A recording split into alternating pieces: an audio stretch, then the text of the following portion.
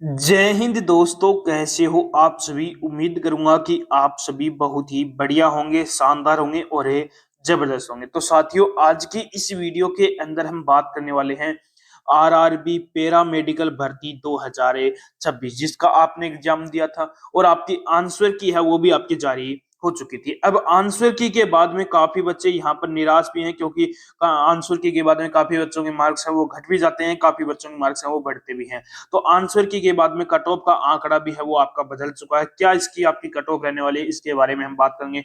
Official आपकी hard shift, moderate shift आपकी कौन कौन सी है और कितने मार्क्स तक का यहाँ पर आपको नॉर्मलाइजेशन में फायदा देखने को मिलने वाला है, उसके बारे में भी हम बात करेंगे। 70,000 कैंडिडेट ऐसे हैं जिनका स्कोर है वो आपका जारी हो चुका है। जिस भी कैंडिडेट के 38, 40, 45, 48 मार्क्स बन रहे हैं, तो वो कैंडिडेट क्या है यहाँ पर क्वालिफाइड रहने वाले हैं। ऑल जोन की यहाँ पर कट ऑफ की हम बातें करने वाले हैं। तो जिस भी कैंडिडेट ने आरआरबी पैरामेडिकल भर्ती 2026 का एग्जाम दिया है, तो ये वीडियो उसके लिए बहुत ज्यादा इंपॉर्टेंट है रहने वाला है। तो वीडियो में लास्ट तक जरूर बने रहना। जो कैंडिडेट वीडियो में नए जुड़े हैं वो एक बार चैनल को सब्सक्राइब जरूर कर लेना, जिन्होंने जितनी भी भर्तियों की अपडेट है वो सबसे पहले आपको हमारे चैनल पर मिलती रहे। तो सबसे पहले मैं यहाँ पर बात कर लेता हूँ कि जो आपकी आंसर की है वो आपकी कब जारी की गई थी।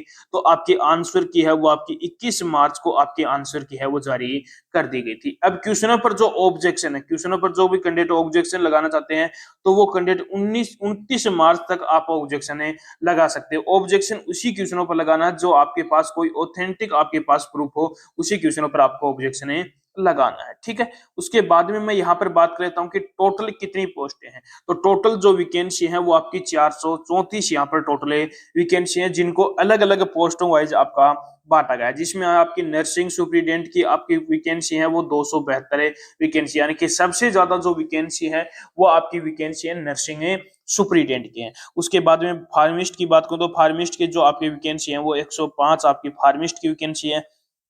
हेल्थ मलेरिया इंस्पेक्टर की बात करूं तो उसकी आपकी 33 वैकेंसी है। लेब असिस्टेंट की यदि बात करूं तो लेब असिस्टेंट की 12 वैकेंसी है। और डायलिसिस टेक्निकल की आपकी जो वैकेंसी है वो 4 वैकेंसी है। और रेडियोग्राफर की भी आपकी 4 वैकेंसी, यानी कि काफी कम वैकेंसी है, लेकिन यहाँ पर काफी बच्चों ने यहाँ पर फॉर्म भी अप्लाई किया है। तो ये आपकी सबसे ज्यादा जो वैकेंसी है वो नर्सिंग सुपरिटेंडेंट की आपकी वैकेंसी। उसके बाद फार्मिस्ट की होगी।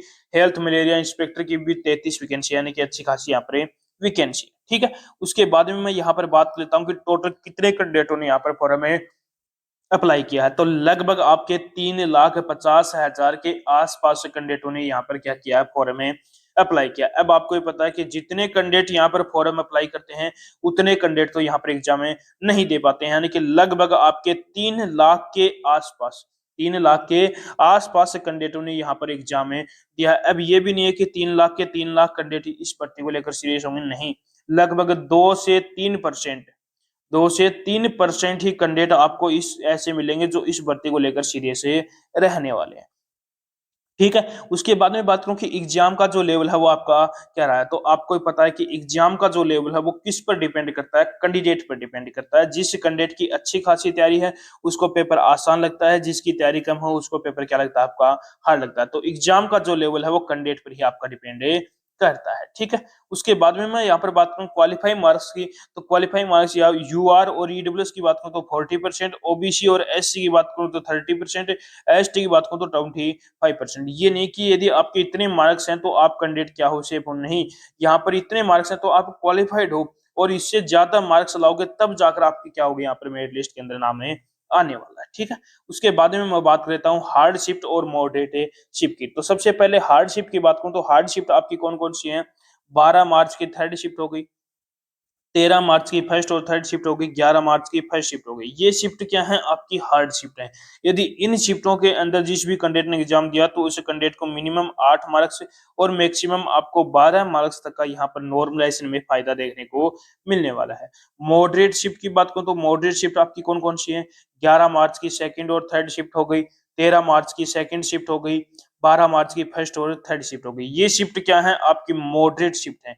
यदि इन शिफ्टों के अंदर यदि जिस भी कैंडिडेट ने एग्जाम दिया है तो उस कैंडिडेट को मिनिमम 3 मार्क्स और मैक्सिमम आपको 6 मार्क्स तक का यहाँ पर नॉर्मलाइजेशन में फायदा देखने को मिलने वाला है। अब आप यहाँ पर देख लेना कि आपने हार्ड शिफ्ट के अंदर एग्जाम दिया है तो 8 से 12 मार्क्स तक का, और मॉडरेट शिफ्ट के अंदर एग्जाम दिया तो आपको 3 से 6 मार्क्स तक का यहाँ पर नॉर्मलाइजेशन में फायदा देखने को मिलने वाला है। ठीक है, तो नॉर्मलाइजेशन का जो भी डाउट था वो भी आपका क्लियर है हो चुका है। अब मैं यहाँ पर बात कर लेता हूँ जो आपकी एक एक्सेप्टेड है कट ऑफ है क्या रहने वाली है, ऑल पोस्ट और ऑल जोन की यहाँ पर कट ऑफ की मैं बातें करूंगा। तो सबसे पहले यूआर कैंडिडेट की बात कर लेता हूँ।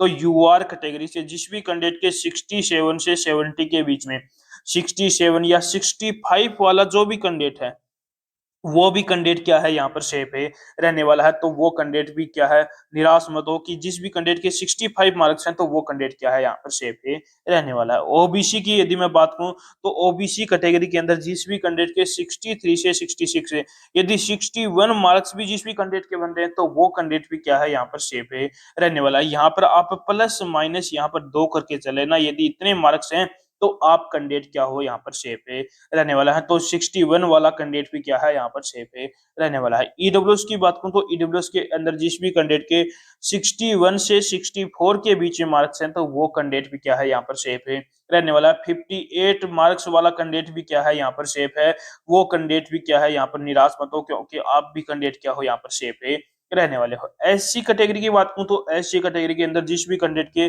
54 से 56 के बीच में मार्क्स हैं तो आप भी कैंडिडेट क्या हो यहाँ पर सेफ है रहने वाले। 51 मार्क्स भी जिस भी कैंडिडेट के हैं तो वो कैंडिडेट भी क्या है यहाँ पर सेफ है रहने वाले हैं। एसटी कैंडिडेट की बात करूं तो एसटी कैंडिडेट के अंदर जिस भी कैंडिडेट के 48 से 50 के बीच हैं, यदि 45 भी मार्क्स यदि आपके जिस भी कैंडिडेट के बन रहे हैं तो वो कैंडिडेट भी क्या है यहाँ पर सेफ है रहने वाले हैं। तो मैंने आपको यहाँ पर ऑल जोन यानी कि टोटल जो जोन है उनकी कट ऑफ बताई है, और ऑल पोस्ट की यहाँ पर मैंने आपको यहाँ पर कट ऑफ है बताई है। यदि आपके इतने मार्क्स बन रहे हैं तो आप कैंडिडेट क्या हो यहाँ पर सेफ है रहने वाले हो। आप अपनी जल्द से जल्द डॉक्यूमेंट तैयार करवा लो।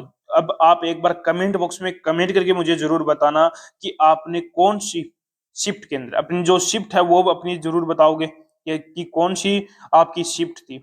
अपनी जो शिफ्ट है वो जरूर बताना एक बार कि आपकी ये शिफ्ट थी, कौन सी शिफ्ट के अंदर एग्जाम दिया है, और आपका जोन आप जरूर बताओगे कि कौन सा जोन था, और कौन सी पोस्ट भी आप अपनी बताओगे यदि कौन सी आपकी पोस्ट थी, और कैटेगरी वाइज अपनी कट ऑफ आप यहाँ पर कितने मार्क्स आपके बन रहे हैं। तो उसका रिप्लाई मैं आपको बहुत जल्द ही करने वाला हूं। तो उम्मीद करूंगा कि आपको हमारा ये वीडियो पसंद आया होगा। तो एक बार लाइक शेयर सब्सक्राइब जरूर करना, और एक बार कमेंट करके जरूर बताना कि आपको हमारा ये वीडियो कैसा लगा। और जो भी कैंडिडेट रेलवे के railway group D railway group D की जो कैंडिडेट तैयारी कर रहा है और वो चाहते हैं कि जो हमें रीजनिंग, और जो भी कैंडिडेट तैयारी करना चाहता है और वो चाहता है कि रीजनिंग हो गया, जीके हो गया और साइंस, जीके और साइंस, इनके जो हमारे प्रैक्टिस सेट बहुत ही बेहतरीन प्रैक्टिस सेट जिस भी कैंडिडेट को चाहिए हैं तो वो कैंडिडेट एक बार कमेंट बॉक्स में कमेंट जरूर करके बताना कि हाँ हमने रेलवे ग्रुप डी का फॉर्म अप्लाई किया है और हमें इन रीजनिंग जीके और साइंस के हमारी प्रैक्टिस सेट चाहिए। तो वो एक बार जरूर कमेंट बॉक्स में कमेंट करके जरूर बताना। तो एक बार फिर मिलते हैं एक और शानदार से वीडियो के साथ।